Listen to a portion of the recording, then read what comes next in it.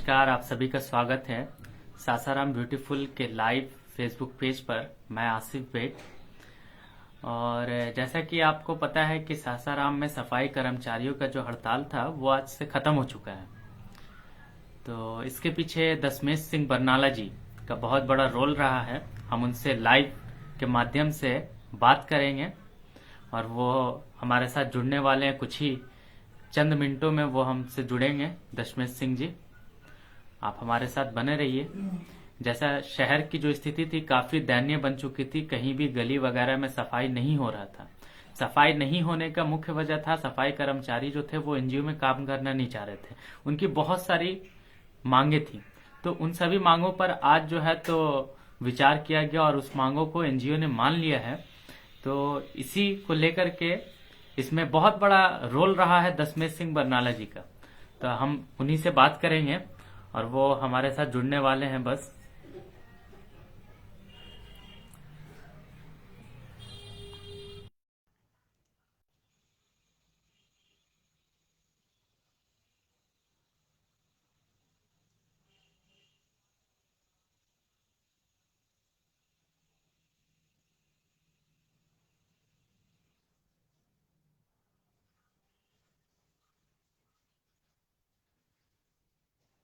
बस कुछ ही मिनटों में, कुछ सेकंड में बरनाला जी हमारे साथ होंगे और हम उनसे चर्चा करेंगे कि आखिर किस तरीके से बरनाला जी, अगर मेरी आवाज़ सुन रहे हैं तो फिर से वो रिक्वेस्ट भेजें आप। डिक्लाइन हो गया वो आपसे रिक्वेस्ट, फिर से रिक्वेस्ट भेजिए।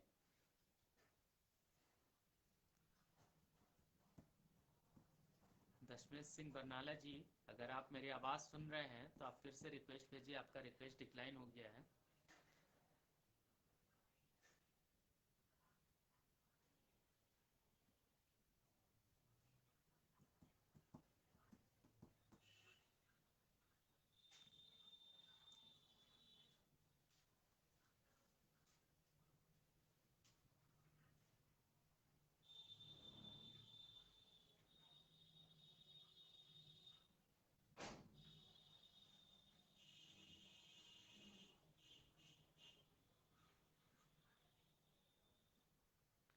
बरनाला जी, फिर से डिक्लाइन कर दिया आपने। कोई टेक्निकल इश्यू है क्या?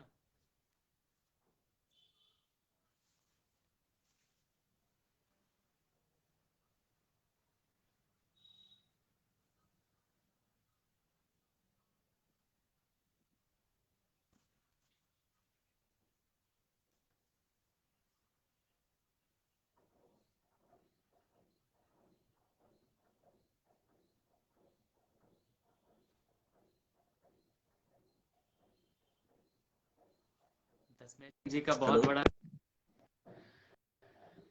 तो दशमेश सिंह जी, आपका बहुत बहुत स्वागत है सासाराम ब्यूटीफुल के फेसबुक लाइव पर।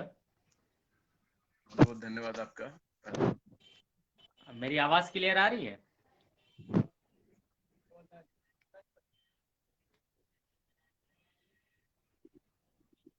हेलो। हमारी आवाज आ रही है आपको? जी जी, अब आ रही है आवाज आपकी। तो हाँ, बोलिए बोलिए। दशमेश जी, सफाई कर्मचारी का हड़ताल जो था कर्मचारियों का वो आज खत्म हुआ। काफी हम्म, दिन से हड़ताल था और शहर की स्थिति काफी दयनीय थी। आपने लगातार कोशिश किया, तो हम्म। क्या मांगे थी और आपने किस तरीके से इसको सॉल्व करने के, किस तरीके से आपने सॉल्व कराया इस मुद्दे को? चलिए, बहुत बहुत धन्यवाद।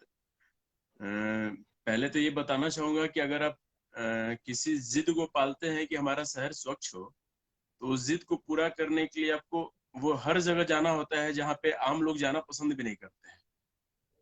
लेकिन मैं चूंकि सिख धर्म से आता हूँ और एक इंसान हूँ, और हमारे लिए सारे लोग बराबर हैं, चाहे वो किसी भी कोई भी काम करते हो। इसके लिए हमने जमीनी समस्या को समझा कि आखिर दिक्कत कहाँ से आ रही है। बहुत सारी दिक्कतें आ रही थी। सबसे पहले मैं सफाई कर्मी का जो बस्ती होता है जहाँ वो लोग रहते हैं, उनके बीच बहुत सारे लोगों से मिलने गया मैं। वहां पे उनकी समस्या को सुना कि भाई आखिर दिक्कत क्यों आ रही है, क्यों हड़ताल पे आप लोग। तो उन लोगों का कहना था कि भैया 3-4 प्रॉब्लम है। मुझे तो लगा सिर्फ एक ही प्रॉब्लम है कि टाइम सैलरी नहीं मिलती होगी इसलिए इन लोग हड़ताल पे होगा। लेकिन वहां जाने के बाद मुझे बहुत सारी समस्याओं का पता चला। पहली समस्या ये थी उन लोगों के साथ कि उन लोगों का नाम था कि हमारा जो शहर है सासाराम, वो डेहरी से काफी बड़ा है, और डेहरी में दैनिक दिहाड़ी जो उन लोगों की मिलती है 375 रुपये मिलती है, और वही दिहाड़ी सासाराम में मिलती है। इन लोग का मांग ये था कि हमारा दिहाड़ी, तो दूसरा डिमांड ये था कि उन लोग का अभी तक छठा वेतन आयोग भी लागू नहीं हुआ, जबकि अन्य सरकारी कर्मचारियों का 7वां वेतन आयोग भी लागू हो गया है। तीसरा समस्या ये था कि उन लोगों को रहने के लिए कई बार के लिए पक्का मकान देंगे, तो कई बस्तियों में मिला, कई बस्तियों में नहीं भी मिल पाया। ठीक है, उनके पढ़ाई की समस्या आ रही थी।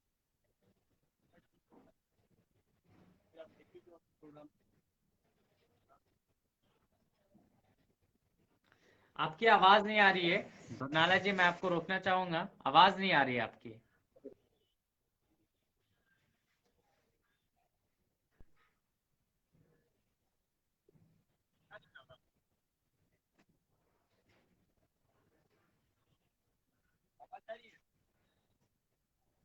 जी आवाज बहुत कम आ रही है, थोड़ा आप फोन को करीब कर लें।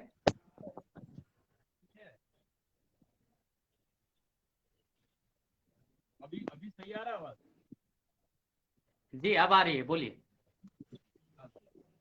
इनकी सारी समस्याओं को सुनते हुए उसके बाद हम उनके जो लीडर है, जो उनके सफाई कर्मियों के लीडर है, जिसके कहने पे मैंने पता किया था कि इन्हीं के कहने पर हड़ताल हो जाता है, हड़ताल खत्म भी हो आपकी आवाज बहुत कम आ रही है बरनाला जी। जाता है। मैं आपको हेडफोन लगाएगा 2 मिनट।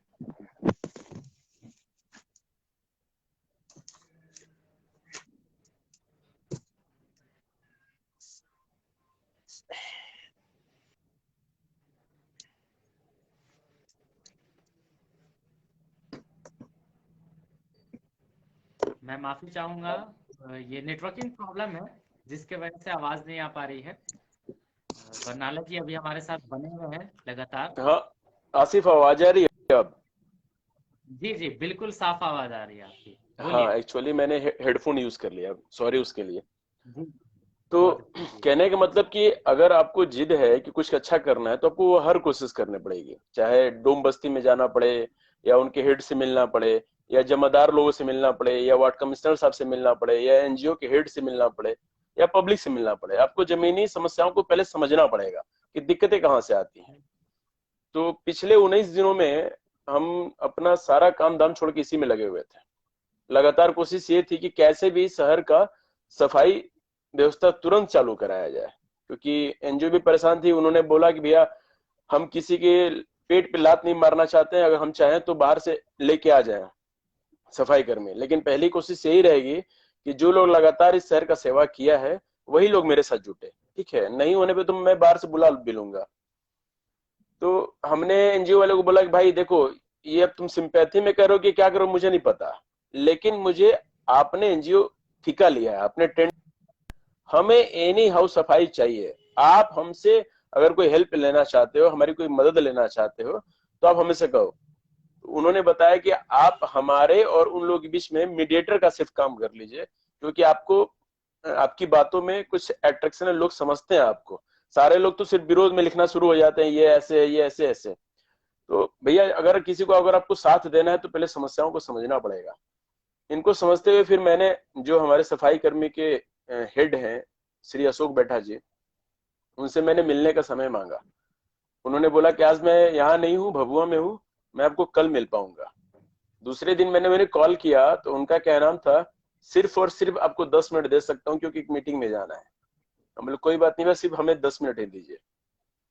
हम उनसे जब मिलने गए तो मैंने 2 मिनट पहले अपना परिचय दिया, सारी चीजें बताई कि हमने क्या क्या किया है। हमारी संस्था है जो आपके बस्ती में जाके लोगों को पढ़ाती है, लोगों को रोजगार, खाना वाना हम लोग सब कुछ करते हैं। तो हमारी बातों से काफी अट्रैक्टिव होके उन्होंने मुझे 2 घंटे का समय दिया, जो कि उनके लिए बहुत बड़ा समय था। और उन 2 घंटों में उन्होंने जमीनी समस्याएं बताई। देखिए अभी हमने जो बोला ना आपको कि छठा वेतन आयोग, हमारे कर्मचारियों का 7वां वेतन आयोग शुरू हो गया, और सफाई कर्मचारियों का छठा वेतन आयोग भी उनके द्वारा पता चला कि अभी तक नहीं हुआ है। हमने उनको आश्वासन दिया कि हम लोग कैट से हैं, एमरा से हैं, पहले हम जदयू ट्रेडर्स प्रकोष्ठ में भी रह चुके हैं। तो जिस मंत्रियों से, चीफ मिनिस्टर से, डिप्टी सीएम से मिलना जुलना हम लोग का होता है। आप आपने जो लेटर दिया, आपने जो पत्र लिखा है, उस पत्र को हमें दिखलाइए, हमें दीजिए।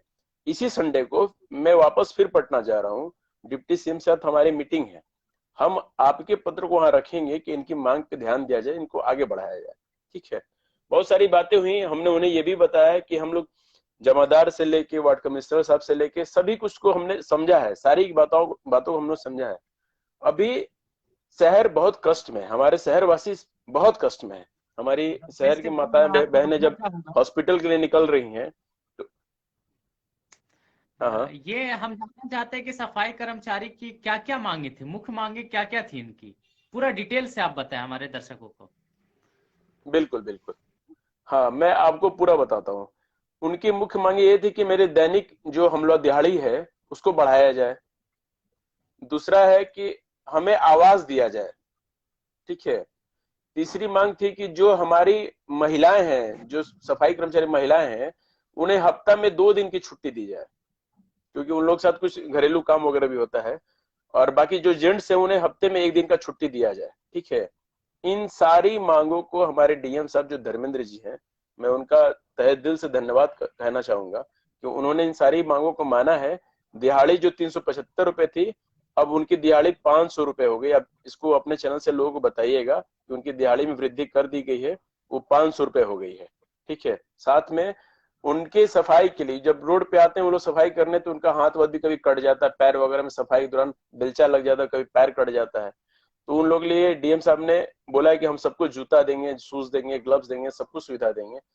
साथ में उनका जो मैंने बताया आवास का डिमांड था, रहने का समस्या का, तो उस संदर्भ में हमारे डीएम साहब ने उन्हें आश्वासन दिया है कि भवन निर्माण मंत्रालय में हम आवेदन देंगे, आप लोगों को लिखेंगे वहां पे कि जल्द से जल्द आप लोग के रहने की व्यवस्था का समुचित उपाय किया जाए।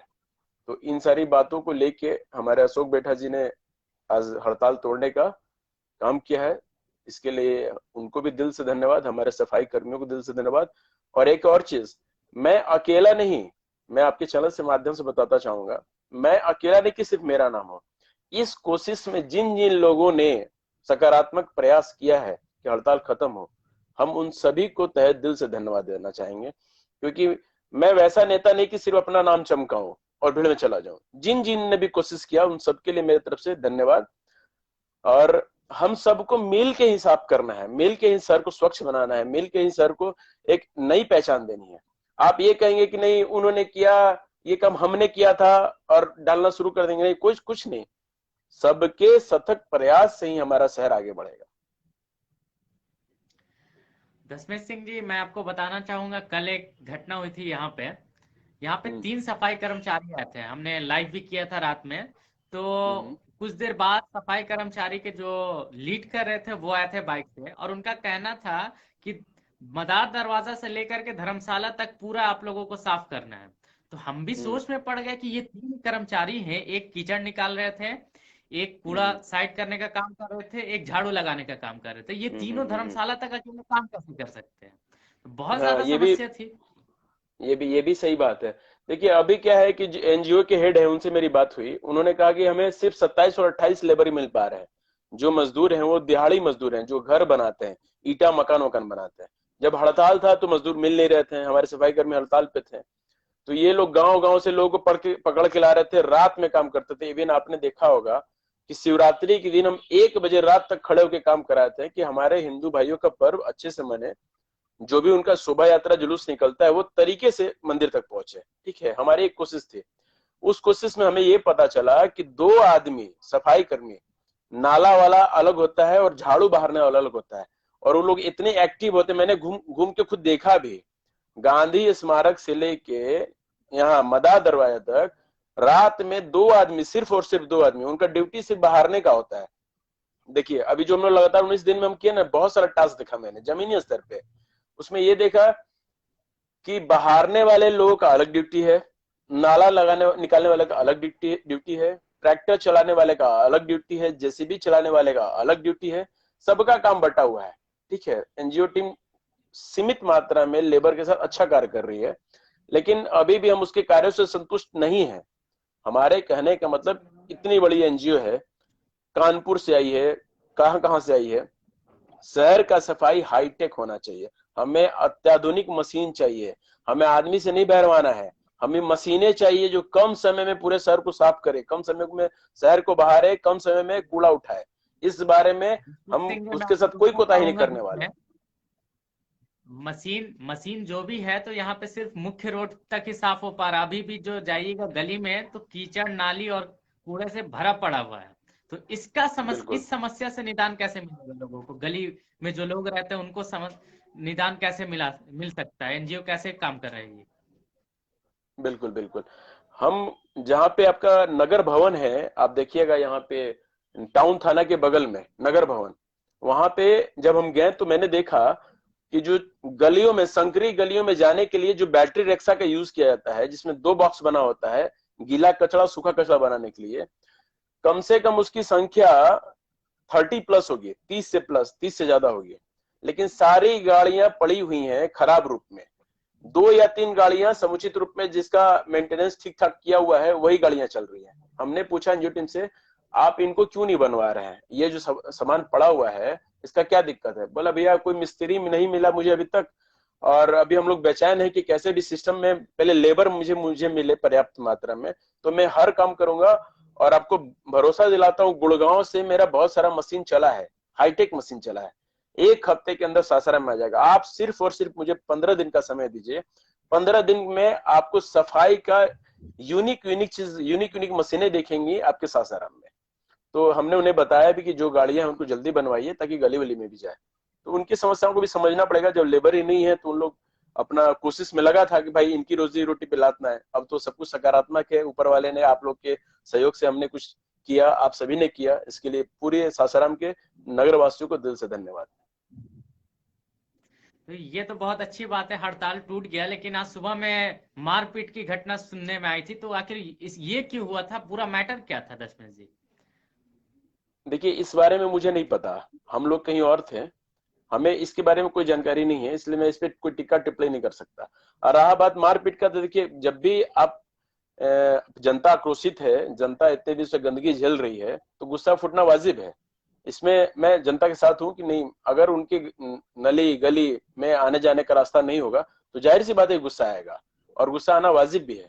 तो एनजीओ इस बात को समझे और तत्काल में सारी व्यवस्थाओं के साथ शहर में उतरे, नहीं तो इनके खिलाफ भी लिखा जाएगा, इन्हें भी हटाया जाएगा। अगर आप काम करिएगा तो आपको रुकिए, नहीं तो हम आपके खिलाफ भी लिखेंगे।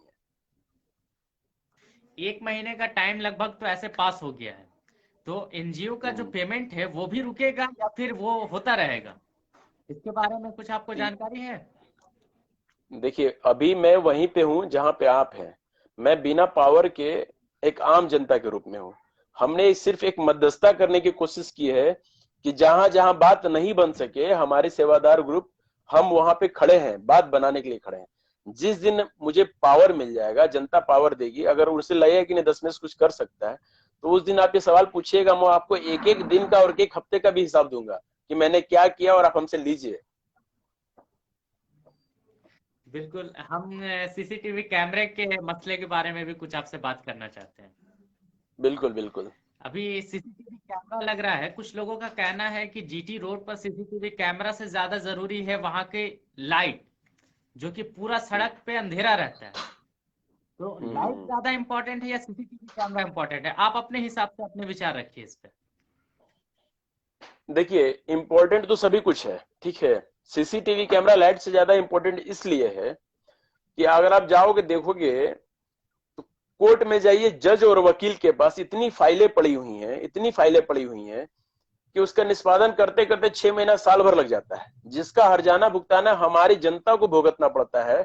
अगर आप उसमें निर्दोष फंसे हुए हैं, ठीक है, आप केस होगा, गवाही होगी, डेट पड़ेंगे, लेकिन आपका सीसीटीवी फुटेज अगर मिल जाता है तो कोर्ट में फाइलें भी कम होंगी, जो हमारे पुलिस की चौकियां होंगी, जो हमारा थाना होगा, उनके पास भी केसेस कम आएंगे, तत्काल सुनवाई होगी। तो मेरे मामले में तो सीसीटीवी कैमरा सबसे ज्यादा जरूरी है। लेकिन इस बारे में हम अभी एक सर्वे भी किए थे, शहर में सीसीटीवी कैमरा हर जगह लग रहा है, लेकिन 2-4 पॉइंट ऐसा है जहां से अपराधी निकल के भाग सकते हैं, उस पॉइंट पे कैमरा नहीं लगा है। जो भी भाई ने कैमरे का टेंडर लिया है उससे मेरी बात हुई कि आप जाके उनको लिखिए डीएम साहब को कि हमको यहाँ पे भी पॉइंट चाहिए। जिस हमारे सतीश जी वार्ड कमिश्नर, उन्होंने बताया कि 2-3 जगह ऐसा है कि इस जगह पे सीसीटीवी कैमरा नहीं है। वैसे तो मैं लगभग शहर के हर मोड़ पे घूमा हूँ, लेकिन उनका भी जो सूचना है बिल्कुल सही है। उस जगह पे वो जगह है आपको, जो सहजलाल पीर होता है ना, सहजलाल पीर से आप निकलिएगा डायरेक्ट तो पीछे पीछे आप 4 लेन पकड़ लीजिएगा। जबकि सागर पे शीतला माता के मंदिर के पास कैमरा लग रहा है लेकिन उस मोड़ पे नहीं है। बाकी इधर आइएगा तो बैजला तक लगा हुआ है, इधर आइएगा तो कुम्हऊ टोल टैक्स वहां तक लग गया है। मतलब शहर में हर तरफ लग रहा है, लेकिन कुछ कुछ पॉइंट ऐसा है जिसमें पब्लिक को भी राय देना चाहिए। आप भी देखिए कि कहाँ पे कमी बेसी, आप बताइए, ठीक है। सरकार को इसके बारे में हम लोग लिखेंगे कि नहीं, आपका जो ये फंड है, आपने लाखों रुपए करोड़ों रुपए खर्च किया, बट एक पॉइंट छूट गया, ये छूटना नहीं चाहिए।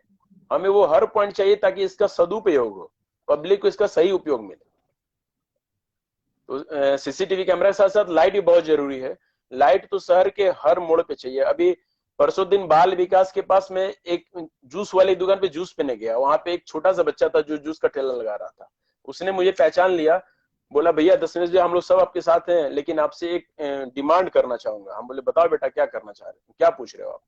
तो बोला भैया यहाँ जूस का ठेला हम लगाए हैं, 6 बजे शाम में यहाँ पे एक लड़की अकेले जा रही थी और वहां पे बिल्कुल सन्नाटा हो जाता है, वहां पे कैमरा भी शुरू नहीं हुआ है, लाइट्स भी नहीं वहां पे, और 5-6 मनचले जो लड़के हैं उन्हें छेड़ना शुरू कर दिया, ठीक है। तो उसको बहुत बुरा लगा कि यार पूरा शहर सन्नाटा है, यहाँ पे 6 बजे शाम होगी, लाइट भी नहीं है कि वो लड़की अपने आप को सुरक्षित महसूस करे। बट उस लड़के का हिम्मत का हम दाद देना चाहेंगे, उसने अपनी दुकान छोड़ के उस लड़की के पास गया, दीदी आओ इधर, कहाँ चलना है, ठीक है। तो उसको उसकी इस कदम से सारे मनचले लड़के भाग गए। तो लाइट बहुत जरूरी है, क्योंकि हमारी जितनी भी माताएं बहन है उनके लिए सुरक्षा का एहसास कराना हमारा फर्ज है, कर्तव्य है। पूरे शहर में आप जाके देखिए, एक भी उनके लिए यूरिनल नहीं है, एक भी जगह वो अपने आप को ऐसा महसूस नहीं कर सकती कि अगर हम बच्चे के साथ निकल गए किसी भी काम से, अगर उन्हें यूरिनल की जरूरत पड़ी, पूरे शहर में नहीं है। और जो लोग लंबा लंबा दावा ठोकते हैं ना कि हमने ये किया, हमने ये लीटर लेकर वो लीटर ले किया, 20 साल से हम वार्ड कमिश्नर ने ये किया, क्या किया आपने? आपने ये काम नहीं किया तो कुछ नहीं किया। सिर्फ और सिर्फ अपने नियम बनाते हैं लोग कि हमने ये बनाया और बाद में उसको दिखाते हैं कि इसके विरोध में हमने लेटर लिखा है। अरे भैया आप खुद उस कमेटी में थे, आप खुद थे उस समय जब आपने लिखा था कि हम ये पास होना चाहिए। हम नाम लेना नहीं चाहूंगा आपके चैनल पे, लेकिन उनको एक मैसेज देना चाहूंगा। और कुछ लोग नेता ऐसे भी हैं जो भरी भीड़ में चले जाते हैं मंडियों में और दिखाते हैं कि ये समस्या है, ये समस्या है, ये होना चाहिए, सरकार मुर्दाबाद, और मैं फलाना फलाना सिंह, लगेगी न्यूज रिपोर्टर है वो, ये पार्टी वो, ठीक है। जमीनी हकीकत पे काम नहीं करते हैं। और दूसरा दिन जानते क्या करते हैं, वो पेपर में छपवाते हैं, पेपर का कटिंग करते हैं, फाइल में लगाते हैं, बस वही दिखाते हैं कि हमने वहां आवाज उठाया, हल्ला किया, पेपर में आ गया, पेपर का कटिंग मेरे पास है। वैसे काम नहीं होता है। आपको जमीनी हकीकत पे काम, जनता इतना बेवकूफ नहीं है कि आप जाके किसी मंडी में आकर हल्ला करने लगे कि ये नहीं है, सफाई नहीं है। अरे भैया तो आप आ जाइए तो कैसे सुधारिएगा, पहले ये बताइए। आप हल्ला करने से नहीं होगा। लास्ट में फिर ये एकदम जरूर बोलेंगे कि मैं ये फलाना इस पार्टी का ये अध्यक्ष, जिला अध्यक्ष, ये बस वीडियो गत। तो भैया आप न्यूज एंकरिंग करिए ना, नेतागिरी क्या करने आए आप न्यूज का एंकरिंग करिए। तो जमीनी, देखिए आसिफ, जमीनी हकीकत पे अगर आप काम करने का जिद बनाइएगा। आपके चैनल से बता दूं आपको कि जब मैं डोम बस्ती में जा रहा था तो मैंने एक भाई से नंबर मांगा था, बहुत ऊपर के भाई है। हमने बोला भाई वहां का एक नंबर है तो जरा मुझे दे दो, मैं जाके मिलूं उन लोगों से। तो उनका क्या नाम था ना, हमने कितना बुरा दिन नहीं खेलना कि मोबाइल में हम डोम चमार का नंबर रखे, यही वर्ड था उनका। ऐसे लोग बताइए क्या शहर का विकास करेंगे? जिनका सोच ये है वो क्या शहर का विकास करेंगे? हमारे जितने भी गुरु हैं, चाहे विवेकानंद जी हो, बाबा साहब भीमराव अम्बेडकर हो, गुरु नानक देव जी हो, सबने समानता का पाठ पढ़ाया है कि नहीं, सारे लोग ईश्वर की संतान हैं, सब में अपना रूप देखिए। डोम चमार क्या होता है? वो तो शहर के असली मेयर और डिप्टी मेयर वही हैं जो नाले में हाथ डालते हैं, आपके घर का मरा हुआ कुत्ता बिल्ली उठा के फेंकते हैं, हम आपको 10,000 रुपए देंगे कि आप कर दीजिए, नाले में कूद जाइए, कर लीजिएगा आप। कोई शहर का आदमी नहीं करेगा। तो मैं आपको एक वादा भी करता हूं कि अगर पब्लिक के आशीर्वाद से मैं सिस्टम में आ गया तो मेरी कुर्सी पे पहली बार वही लोग बैठेगा। शहर का मेयर और डिप्टी मेयर असल में वही है। अगला सवाल है हमारा कि हड़ताल तो टूट गया तो एनजीओ अब किस तरीके से काम करेगी? कुछ आपसे डिस्कशन हुआ उनकी रणनीति के ऊपर? नहीं, ये तो अभी जस्ट खबर आया है। कल एनजीओ वाले की लगातार फोन आ रहा था, भैया आप जाके मिलिए ना टीटू जी से, क्या आ रहा है, अशोक बैठा जी से क्या हुआ, मेरी बातें हुई हैं लेकिन वो सीरियस नहीं ले रहे हैं। तो हम बोले जाके मिलते हैं, और लगातार आप यकीन नहीं मानेगा, पौने 2 घंटा हमने उनके साथ टाइम दिया। उन्होंने भी मुझे समझा और सारी समस्याओं को हम समझे। उनकी कुछ डिमांड भी है, उसको लेके हम सीएम से मिलेंगे भी, क्योंकि देखिए समाज में जितना अधिकार हम लोगों का है ना, उतना अधिकार सफाई कर्मियों का भी है। उनकी भी समस्या को समझना पड़ेगा। लोग जोश में आके उन्हें गाली फक्कड़ तक बक देते हैं। आप समझिए कि उनका ही परिवार है, उनके ही बच्चे हैं। आपको बता दूं कि हमारा संविधान कहता है कि जिस स्कूल में हम पढ़ते हैं ना, उसी स्कूल में उनके ही बच्चे पढ़ने चाहिए। आपको 10% रिजर्व कोटा होता है। इस बारे में तो भी हम डीओ से ही मिलेंगे कि हमें वो डाटा दिया जाए कि कितने स्कूल में हमारे उनके बच्चे पढ़ रहे हैं, सफाई कर्मियों के बच्चे पढ़ रहे हैं, ठीक है, ताकि मैं उन्हें संतुष्ट कर पाऊं। तो बहुत सारा काम करना है और मन में लगन है, तैयारी भी उसी हिसाब से है। आपको कुछ दिखाना चाहूंगा, क्योंकि जब आप कुछ जिद करते हैं तो आपको बहुत पढ़ना भी होता है, क्योंकि बड़ा जो संघर्ष होता है ऐसे नहीं आता है। ये देखिए आपको दिखा रहा हूं, बिहार नगर पालिका हस्तक, ठीक है। हम लोग काम के दौरान इसको लगातार पढ़ रहे हैं। ये है नेताओं के लिए नियम कानून और अधिकार, जिसमें मुख्यमंत्री से लेके वार्ड पार्षद तक का काम और अधिकार आपको दिखेगा कि आपका पावर क्या है। समग्र योजना दर्पण, ये सारी बुकें हम मंगवाए हैं, क्योंकि जब जिद है तो जिद के लिए आपको पढ़ना ही पड़ेगा ना। हम लोग शौक थोड़ा ना पाले, हम लोग जिद पाले हैं। लोक अधिकार दर्पण, बहुत सारी बुकें हैं, हम पढ़ रहे हैं उसको। अभी अंतर्राष्ट्रीय महिला दिवस आने वाला 8 मार्च को, आपको बता दूं उस अंतर्राष्ट्रीय महिला दिवस के दिन हम 200 महिलाओं को सम्मानित करने जा रहे हैं, और उन महिलाओं को जो महिलाओं का अधिकार होता है उसको प्रिंट करा के एक बुक बना के मैं उन्हें देने जा रहा हूं। क्योंकि समाज में जितना अधिकार पुरुषों का है, उतना अधिकार हमारी माताओं बहनों महिलाओं का भी है, और बिना पुरुष और महिला के देश का विकास संभव नहीं है, चाहे वो हमारे गांव की महिलाओं हो चाहे शहर की महिला हो। तो हमारा नगर निगम कई गांवों से अटैच हुआ है। हमें ये पता है कि हमारा देश बिना गांव के विकास के नहीं बढ़ सकता है, तो हमें शहर के साथ साथ उन गांवों पे भी ध्यान देना है।